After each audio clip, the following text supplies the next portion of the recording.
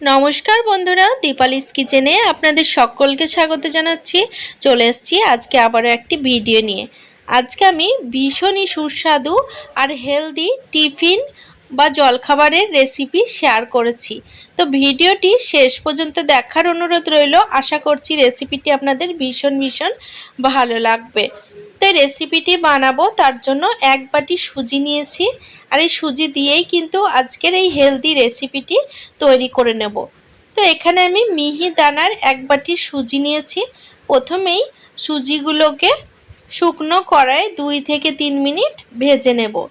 খুব বেশি লাল করে ভাজবো না, হালকা করে ভেজে নেব। বন্ধুরা, এই রেসিপিটি আপনারা বাচ্চাদের জন্য বানিয়ে টিফিনেও দিতে পারেন। বন্ধুরা, এগুলো খেতে যতটা ভালো লাগে ততটাই হেলদি, একদম তেল ছাড়া রান্না। এগুলো অনায়াসে বানিয়ে সকাল বিকালে খেতে পারেন। বন্ধুরা, সুজি এখানে ভাজা হয়ে গেছে। এবার আমি একটি পাত্রে তুলে নেব, আর বেশি ভাজবো না। এবার এই কড়াইয়ে 1 টেবিল চামচ মতো তেল দিয়ে দেব। তো তেল একটুখানি গরম করে এর মধ্যে 1 চামচ জিরে ফোড়ন দিয়ে দিচ্ছি। জিরে একটুখানি ভেজে নিয়ে এর মধ্যে একটি ছোট সাইজের পেঁয়াজ কুচি দিয়ে দিচ্ছি।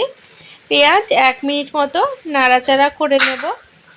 এখন আমি এর মধ্যে ঝালের জন্য একটি কাঁচা লঙ্কা কুচি দিয়ে দিচ্ছি। আপনারা অবশ্যই আপনাদের স্বাদ বুঝে ঝালের পরিমাণ দেবেন।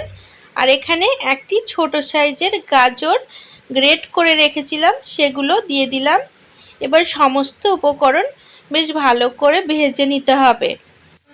বন্ধুরা, ভিডিওটি ভালো লাগলে অবশ্যই একটি লাইক করে দেওয়ার অনুরোধ রইল, কারণ আপনাদের একটি লাইক আমার কাছে অনেক বেশি মূল্যবান। তো এখানে সমস্ত উপকরণ 1 মিনিট মতো নাড়াচাড়া করে নিয়েছি। এবার স্বাদ মতো লবণ আর কালারের জন্য অল্প একটু হলুদ দিয়ে দিচ্ছি। তো হলুদ না দিলেও চলে, আমি কিন্তু একটু হলুদ দিয়ে দিলাম। এখন সমস্ত কিছু ভেজে নিয়েছি।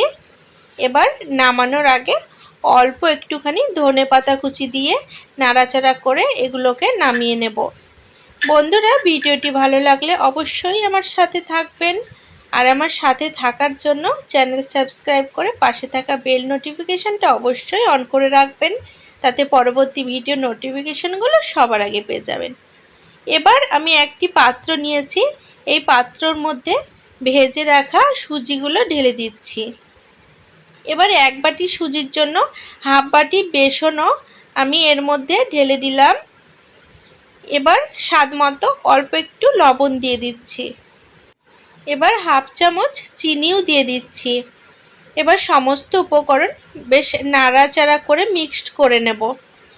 বন্ধুরা, ভিডিওটি আপনারা কে কোথা থেকে দেখছেন সেটি কমেন্ট বক্সে অবশ্যই লিখে জানাবেন, তাহলে আমি আপনাদের সকলকে ধন্যবাদ জানানোর সুযোগ পাব। তো সমস্ত গুঁড়ো উপকরণ মিশিয়ে নিয়েছি। বেসনগুলো একটু দলা পেকে ছিল, সেগুলোও কিন্তু একদম গুঁড়ো হয়ে গেছে। এবার 1 বাটি সুজির জন্য আমি 1 বাটি জল এর মধ্যে ঢেলে দিচ্ছি। এবার সমস্ত উপকরণ আবারও ভালো করে মিশিয়ে নিতে হবে। খেয়াল রাখতে হবে যাতে কোনো রকম গোটা না থেকে যায়। তো আপনারা চাইলে হ্যান্ড হুইস্কারের সাহায্যে ভালো করে মিশ্রণটি মিক্সড করে নিতে পারেন। তো এগুলো খুব ভালো করে মিশিয়ে নিয়েছি। এবার আগে থেকে ভেজে রাখা সবজিগুলো এর মধ্যে ঢেলে দিচ্ছি। এবার সমস্ত উপকরণ আবারও ভালো করে মিশিয়ে নিতে হবে। বন্ধুরা, আপনারা চাইলে আপনাদের পছন্দ মতো শীতের সবজিগুলো এর মধ্যে অ্যাড করে নিতে পারেন। আর যদি নিরামিষভাবে বানাতে চান সেক্ষেত্রে পেঁয়াজটা স্কিপ করতে পারেন। তো এখানে খুব ভালো মতো মিক্সড করে নিয়েছি। দেখুন কতটা সুন্দর লাগছে দেখতে। এবার আমি ঢাকা লাগিয়ে 10 মিনিটের জন্য রেখে দেব রেস্টে। 10 মিনিট পর আমি ঢাকা তুলে নিচ্ছি। আর দেখুন এই মিশ্রণের ঘনত্বটা কতটা ঘন হয়ে গেছে, একদম জমে গেছে। যেহেতু সুজি দিয়েছিলাম তাই সুজি জলটা টেনে নিয়েছে, তার জন্য আমি আরও হাফ বাটি জল এর মধ্যে দিয়ে দিচ্ছি। তো জল দিয়ে আবারও সমস্ত উপকরণ ভালো করে মিশিয়ে একটু পাতলা করে নিতে হবে। বন্ধুরা, ভিডিওটি ভালো লাগলে অবশ্যই আপনারা আপনাদের নিকটবর্তী আত্মীয়স্বজন বন্ধু বান্ধবদের সাথে ভিডিওটি শেয়ার করে নেবেন, যাতে তারাও এই সুন্দর রেসিপিটি বানানোর সুযোগ পায়। তো দেখতে পাচ্ছেন ঘনত্বটা খুব বেশি পাতলাও হয়নি, আবার খুব বেশি ঘনও হয়নি। এখন আমি এর মধ্যে ছোট চামচের 1 চামচ বেকিং সোডা দিয়ে দিচ্ছি। এবারে বেকিং সোডা অ্যাক্টিভ করার জন্য অল্প একটুখানি লেবুর রস দিয়ে দিচ্ছি এর মধ্যে।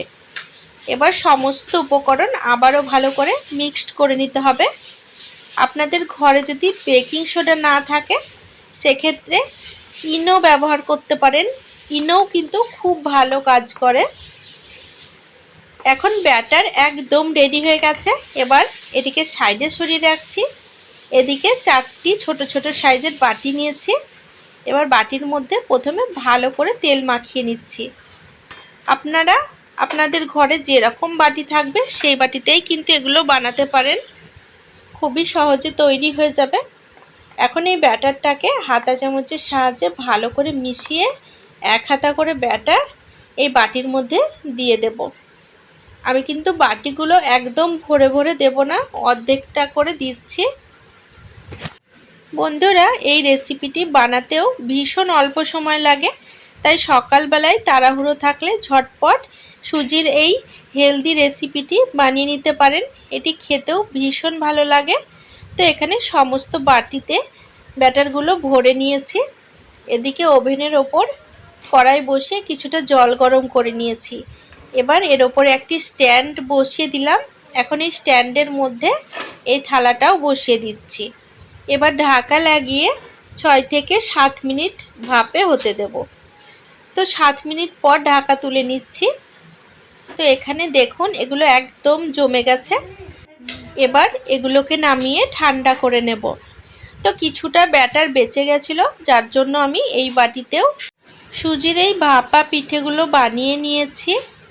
তো দেখুন দেখতে কতটা সুন্দর লাগছে। আর এগুলোকে বার করার জন্য চারি সাইড থেকে এইভাবে হালকা হাতে একটু প্রেস করে এইভাবে বাড়ি দিলেই অনায়াসে কিন্তু বেরিয়ে যাবে। দেখুন কতটা সুন্দর লাগছে দেখতে। একইভাবে আমি বাকিগুলোকেও বার করে নেব। তবে আপনাদের যদি এগুলো বাটি থেকে বার করতে একটু অসুবিধা হয় সেক্ষেত্রে আপনারা একটি চামচ নেবেন আর চামচের পিছন দিয়ে একটু চারি সাইডগুলো এইভাবে একটুখানি ছাড়িয়ে দিলেই খুব সহজে পিঠেগুলো বাটি থেকে ছেড়ে যাবে। বন্ধুরা, ভিডিওটি দেখতে যদি কোনো নতুন বন্ধু এসে থাকেন তাহলে অবশ্যই চ্যানেলটিকে সাবস্ক্রাইব করে রাখবেন আর পাশে থাকা বেল নোটিফিকেশনটা অবশ্যই অন করে রাখবেন। তো এখানে সমস্ত সুজির এই ঝাল পিঠেগুলো আমি বাটি থেকে বার করে নিয়েছি আর থালাতে সাজিয়ে নিয়েছি। দেখুন দেখতে কতটা সুন্দর লাগছে। এগুলো একদম নরম আর সফট হয়, ভেতরটা কিন্তু একদম স্পঞ্জের মতো হয়। তো আমি ভেঙে দেখাচ্ছি আপনাদের। দেখুন ভেতরেটা কিন্তু অসংখ্য জালিদার তৈরি হয়, একদম কেক যেরকম স্পঞ্জি হয় এই পিঠেগুলোও ততটাই কিন্তু স্পঞ্জি হয় আর ভীষণই নরম হয়। দেখুন ভেতরটা হয়তো দেখে বুঝতে পারছেন। তো বন্ধুরা, সুজি দিয়ে এই রকম সুজির ঝাল ভাপা পিঠে রেসিপি একদিন বাড়িতে অবশ্যই বানিয়ে দেখবেন। আশা করছি ছোট থেকে বড় সকলের ভালো লাগবে।